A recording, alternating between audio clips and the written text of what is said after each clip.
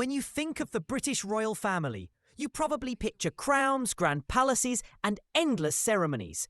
But Katharine, Duchess of Kent, who has just passed away at the age of 92, lived a very different kind of royal story. She wasn't the type to chase the spotlight or cling to tradition. Instead, she quietly stepped away from the grandeur of royalty and built a life that shocked many.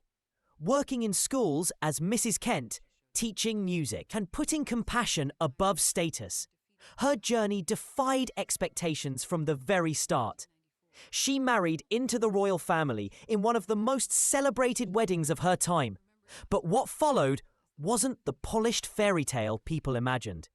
Behind closed doors, she faced heartbreak and tragedy, yet turned those struggles into empathy and purpose. Over the years, she would trade her royal titles for faith, music, and service, carving out a legacy unlike any other royal in recent history. And now, with her death making headlines across the world, the story of Katharine, Duchess of Kent, is being retold, not as a tale of pomp and privilege, but as the remarkable life of a woman who proved that even inside the monarchy, you can choose a different path. Katharine Lucy Mary Worsley was born in Yorkshire in 1933, far away from the royal spotlight that would later define her name. She grew up surrounded by rolling countryside, the youngest child of a respected but quiet family. Her early years were shaped less by royal protocol and more by music lessons, faith, and the kind of upbringing that valued discipline and humility. Those roots never left her, even after she entered one of the most famous families in the world. Her life changed forever in 1961, when she married Prince Edward, Duke of Kent, a first cousin of Queen Elizabeth II. Their wedding at York Minster was a historic spectacle, the first royal wedding held there in over 600 years. Thousands lined the streets. Bells rang out, and the young Katharine stepped into a role few could imagine. The event looked every bit the grand fairy tale, but the reality waiting for her behind palace doors would be far more complex. From the very beginning, Katharine was different from other royals. She carried herself with dignity, but she never seemed entirely comfortable with the rigid expectations of royal life. Friends often recalled her warmth and ability to connect with ordinary people, even when she was wrapped in layers of royal tradition.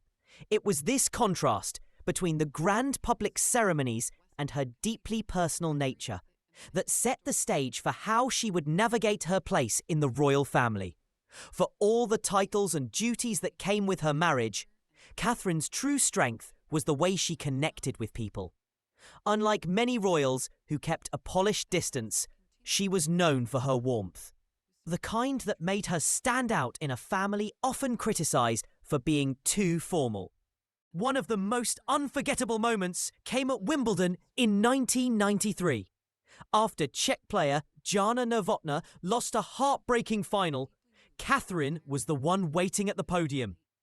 Instead of offering only the usual handshake and congratulations, she pulled Novotná close as the young player broke down in tears. Cameras captured the embrace, and the image spread across the world. In that single gesture, Katharine revealed what many already knew about her.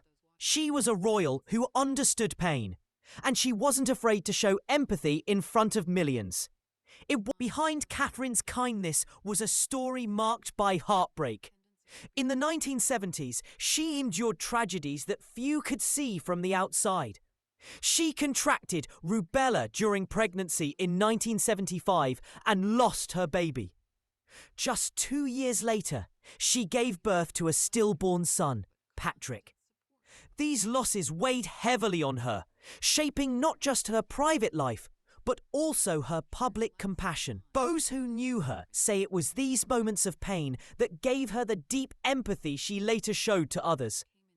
As time passed, Katharine began to feel the strain of being a royal in the spotlight. Unlike others who seemed to thrive on ceremony, she quietly pulled away from it. By the mid-1990s, she made a decision almost unheard of in royal circles. She stepped back from her duties and began working as a teacher. To her students, she wasn't a duchess or even a royal. She was simply Mrs. Kent, the music teacher who helped children find their voices. For a woman with every reason to enjoy privilege, she instead chose the modest life of a classroom.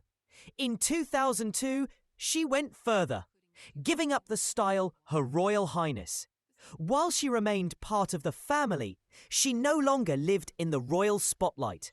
For many, this would have felt like a demotion. For Katharine, it was freedom.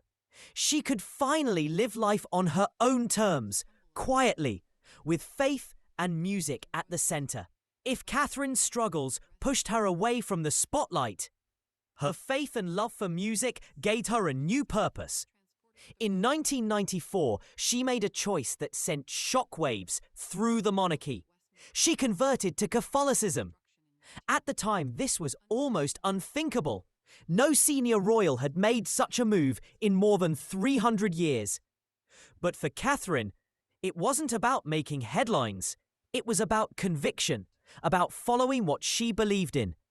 Even if it meant standing apart from tradition, music became the other great anchor in her life. Long before royalty, she was a talented pianist and singer. After stepping away from royal duties, she poured herself into teaching. In classrooms across London, children came to know her not as a duchess, but as Mrs. Kent, the music teacher who encouraged them to chase their talent. For many of those kids, she was the first person to believe in them. Her passion didn't stop there. In 2004, she co-founded Future Talent, a charity designed to support young musicians from disadvantaged backgrounds. She wasn't just lending her name. She actively worked to create opportunities, proving that legacy isn't measured in titles or wealth, but in the lives you touch.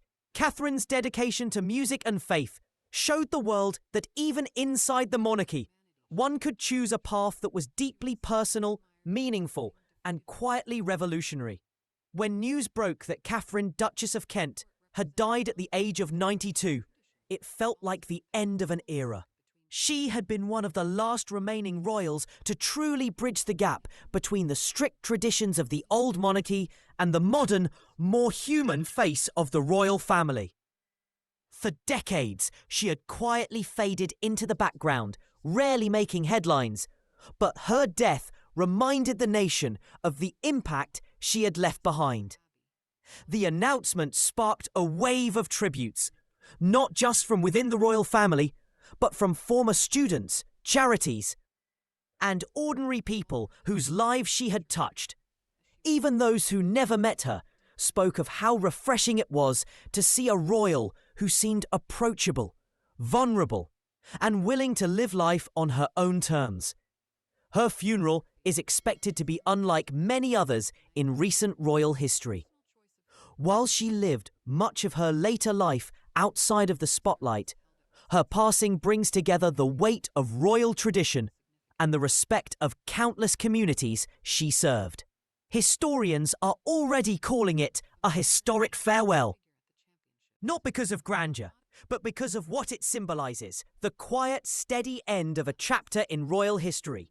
As the family gathered to mourn Katharine, attention quickly shifted to the royals themselves. The Duchess had kept a low profile for decades, but her passing forced old wounds and new dynamics into the spotlight. King Charles led the tributes, praising her kindness and resilience, while Prince William highlighted her devotion to music and education. Yet many were watching closely for how Prince Harry and Meghan might respond. Would they issue a heartfelt statement? Would they return to the UK for her funeral? Already, rumours have started swirling about whether this sombre moment could bring the fractured family together or widen the rift even further.